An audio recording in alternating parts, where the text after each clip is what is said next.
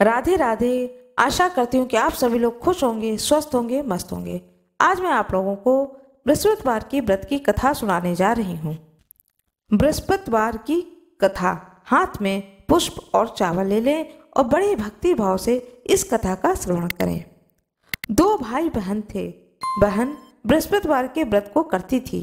बृहस्पति महाराज आते 4 लड्डू चांदी का कटोरा देके चले जाते। बहन लड्डू खा लेती और कटोरा कोठरी में धर देती। एक दिन उसकी भाभी ने कोठरी को खोला तो देखा कि कोठरी में जगमग हो रही है।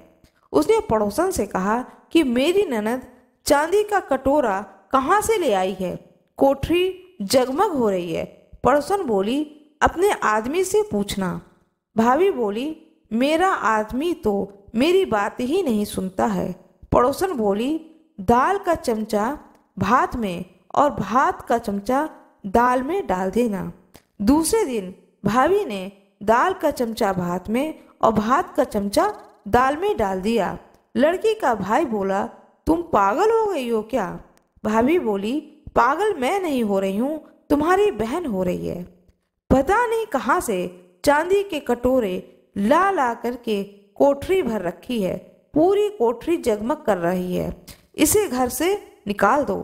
भाई जाकर अपनी बहन से बोला, जीजी मामा के घर चलें।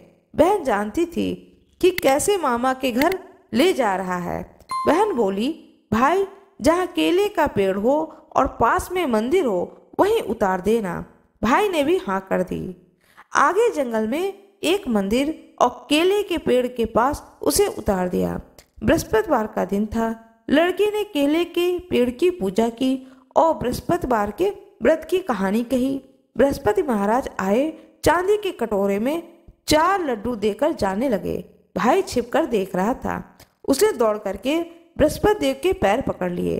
बृहस्पति देव बोले, छोड़ पापी, मेरे पैर को छोड़ दे।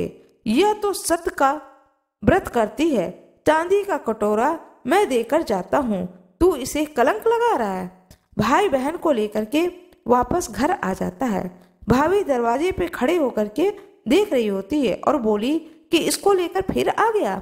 भाई बोला, इसे कुछ मत कहना, ये बृहस्पति देव के व्रत को करती है और वो ही इसे चांदी का कटोरा देकर जाते हैं।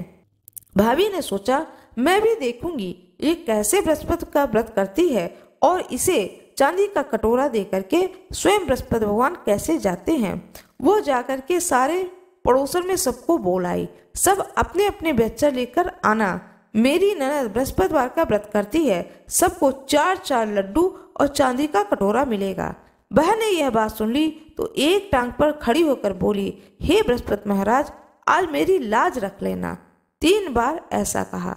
बृहस्पति महाराज आए और सबको 4-4 लड्डू और चांदी का कटोरा देकर के चले गए। हे बृहस्पति महाराज, जैसे उस लड़की की लाज रखी है वैसे ही सबकी लाज रखना, सबकी मनोकामना की पूर्ति करना। कथा सुनने वाले की और कथा सुनाने वाले की मनोकामना की पूर्ति करना।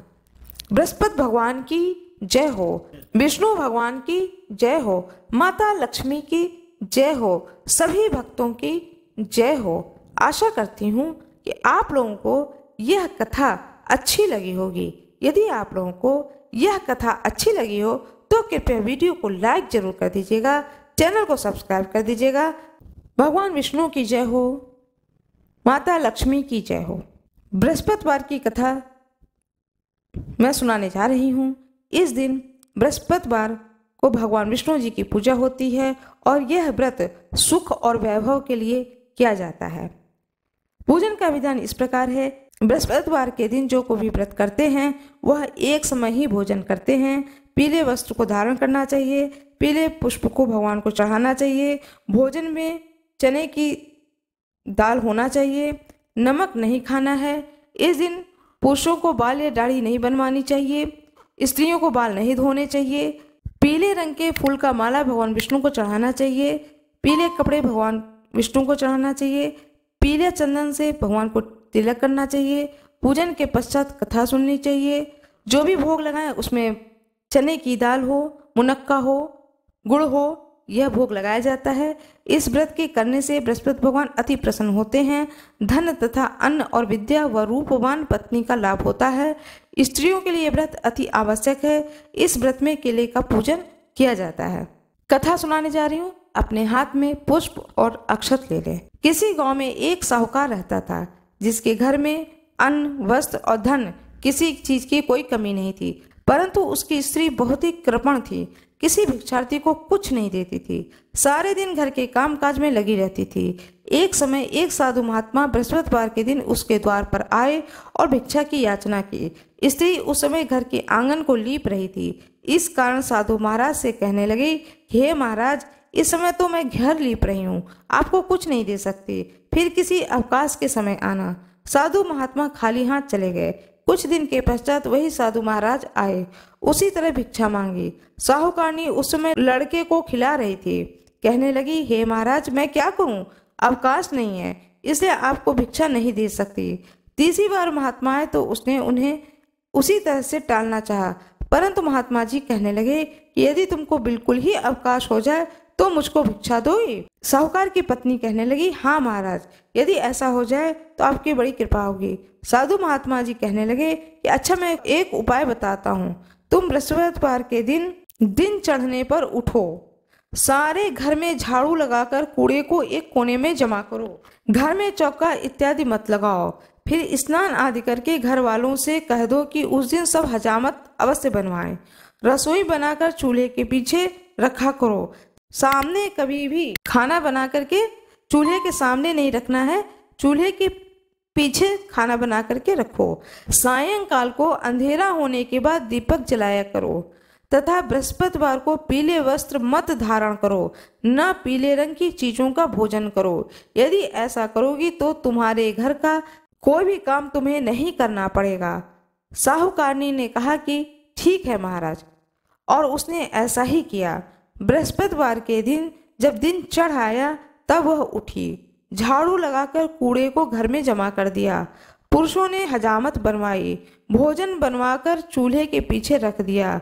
वह सब बृहस्पतिवार को ऐसा करती रही। अब कुछ काल बाद उसके घर में खाने को दाना न रहा। थोड़े दिनों में महात्मा फिर आए और भिक्षा मांगी, परंतु सेठानी ने कहा कि महाराज, मेरे घर में खाने को अन्न नहीं है तो मैं आपको क्या दे सकती हूँ। तब महात्मा ने कहा कि जब तुम्हारे घर में सब कुछ था तब भी तुम कुछ नहीं देती थी, अब पूरा पूरा अवकाश है तब भी कुछ नहीं दे रही हो, तुम क्या चाहती हो। तो वह बोली। तब सेठानी ने हाथ जोड़कर प्रार्थना की कि महाराज, अब कोई ऐसा उपाय बताओ कि मेरे पहले जैसे धन धन मेरे घर में भर जाएं। अब मैं प्रतिज्ञा करती हूँ कि अवश्य ही जैसा आप कहेंगे वैसा ही करूंगी। तब महात्मा जी ने कहा कि बृहस्पतिवार को प्रातः काल उठकर स्नान आदि से निवृत्त होकर घर को गौ के गोबर से लीपो तथा घर के पुरुष हजामत ना बनवाएं। भूखों को अन्न जल देती रहना। ठीक सायंकाल दीपक जलाओ। यदि ऐसा करोगी तो तुम्हारी सब मनोकामनाएं भगवान बृहस्पति जी की कृपा से पूर्ण होंगी। सेठानी ने ऐसा ही किया और उसके घर में धन धन वैसा ही भर गया जैसे पहले था। इस प्रकार बृहस्पति भगवान की कथा से अनेक प्रकार के सुख भोग कर दीर्घ काल तक जीवित रही। भगवान बृहस्पति की जय हो, महात्मा जी की जय हो। अब मैं दूसरी कथा सुनाने जा रही हूँ। जो आपके हाथ में पुष्प है, चावल है, उसे भगवान बृहस्पति भगवान के सामने, प्रतिमा के सामने अर्पित कर दें। लक्ष्मी माता की जय हो, भगवान विष्णु की जय हो। अपने हाथ में पुष्प और अक्षत ले लें। दूसरी कथा सुनाने जा रही हूँ। एक दिन इंद्रदेव बड़े अहंकार से अपने आसन पर बैठ गए और बहुत से देवता, ऋषि, गंधर्व, किन्नर आदि सभा में उपस्थित थे। जिस समय बृहस्पति जी वहां पर आए, सब के सब उनके सम्मान के लिए खड़े हो गए, परंतु इंद्रदेव गर्व के मारे खड़े न हुए। यद्यपि वह सदैव उनका आदर किया करते थे, लेकिन उस दिन वह घमंड के कारण, गर्व के कारण अपने स्थान से खड़े नहीं हुए। बृहस्पति जी अपना अनादर समझते हुए वहां से उठकर चले गए। तब इंद्र को बड़ा शोक हुआ कि देखो, मैंने गुरु जी का अनादर कर दिया, मुझसे बड़ी भारी भूल हो गई। गुरु जी के आशीर्वाद से ही मुझको यह वैभव मिला है, उनके क्रोध से यह सब नष्ट हो जाएगा। इसे उनके पास जाकर उनसे क्षमा मांगनी चाहिए, इससे उनका क्रोध शांत हो जाएगा और मेरा कल्याण होगा। ऐसा विचार कर इंद्र उनके स्थान पर गए। जब बृहस्पति देव ने अपने ज्ञान के द्वारा यह जान लिया कि भगवान इंद्र क्षमा मांगने के लिए यहाँ आ रहे हैं, तब क्रोधवश उससे भेंट करना उचित न समझ करके वह अंतर्ध्यान हो गए। जब इंद्र ने बृहस्पति भगवान को घर पर नहीं देखा, तब निराश होकर लौट आए। जब दैत्यों के राजा वृषवर्मा को यह समाचार मिला कि भगवान इंद्र से उनके गुरु बृहस्पति देव नाराज हैं, तो उसने अपने गुरु शुक्राचार्य को आज्ञा दी कि इंद्रपुरी को चारों तरफ से घेर लें, और गुरु की कृपा न होने के कारण इंद्र भगवान हार जाएंगे। तब उन्होंने ब्रह्मा जी को राजा वृषवर्मा की आज्ञा के अनुसार शुक्राचार्य जी ने पूरे इंद्रपुरी को चारों ओर से घेर लिया, और गुरु की कृपा न होने के कारण इंद्रदेव हारने लगे। जब इंद्रदेव हारने लगे, तब उन्होंने ब्रह्मा जी को विनय पूर्वक सब वृतांत सुनाया और कहा कि महाराज, दैत्यों से किसी प्रकार बचाइए। तब ब्रह्मा जी कहने लगे कि तुमने बड़ा अपराध किया है, जो गुरुदेव को क्रोधित कर दिया। अब तुम्हारा कल्याण केवल तुम्हारे गुरु ही कर सकते हैं। तुम एक काम करो, त्वष्टा ब्राह्मण का पुत्र विश्वरूपा बड़ा तपस्वी और ज्ञानी है, उसे अपना पुरोहित बनाओ तो तुम्हारा कल्याण हो सकता है। यह सुनकर ही इंद्र ने त्वष्टा के पास गए और बड़ी विनम्रता भाव से त्वष्टा से कहने लगे कि आप हमारे पुरोहित बनने की कृपा करें, जिससे कि हमारा कल्याण हो।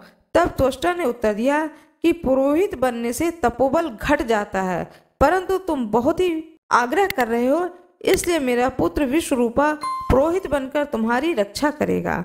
विश्वरूपा ने पिता की आज्ञा से पुरोहित बनकर ऐसा ही किया, और हरि इच्छा से इंद्र वृषवर्मा को युद्ध में जीतकर इंद्रासन पर स्थित हुए।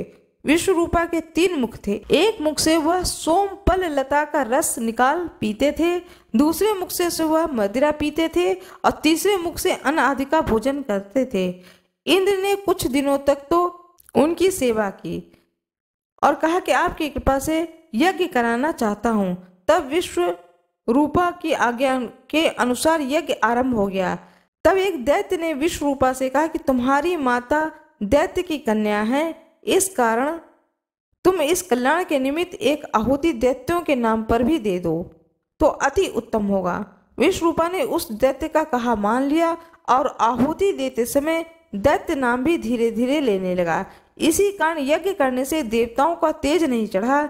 इंद्र ने यह वृतांत जाना तो क्रोधित होकर विश्वरूपा के 3 सर काटे। मद्यपान करने से भंवरा, सोमपल्ली पीने से कबूतर, और अन्न खाने से वह तीतर बन गया। विश्वरूपा के मरते ही इंद्र का स्वरूप ब्रह्म हत्या के प्रभाव से बदल गया। देवताओं ने 1 वर्ष तक पश्चाताप करने पर ब्रह्म हत्या का वह पाप न छूटा, तो सब देवताओं के प्रार्थना करने पर ब्रह्मा जी बृहस्पति जी के सहित वहां आए। तब ब्रह्मा हत्या का 4 भाग किया, उनमें से 1 भाग पृथ्वी को दिया।